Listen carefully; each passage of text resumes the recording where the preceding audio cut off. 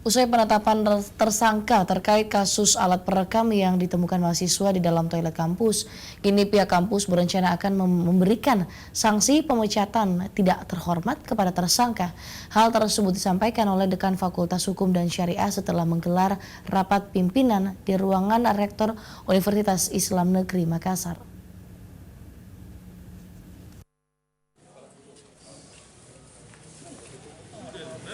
Mahasiswa dari Fakultas Syariah dan Hukum Universitas Islam Negeri Alauddin Makassar ditetapkan sebagai tersangka kasus 2 alat perekam yang ditemukan mahasiswa di dalam toilet kampus.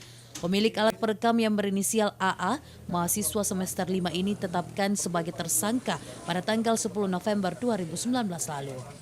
Dekan Fakultas Hukum dan Syariah Universitas Islam Negeri Makassar, Muammar Muhammad Bakri mengatakan pihaknya berencana akan melakukan pemecatan secara tak terhormat kepada yang bersangkutan.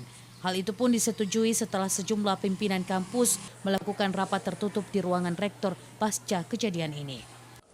Pihak pimpinan universitas telah sepakat bahwa kasus ini akan segera diproses di Komisi Penegakan Kode Etik.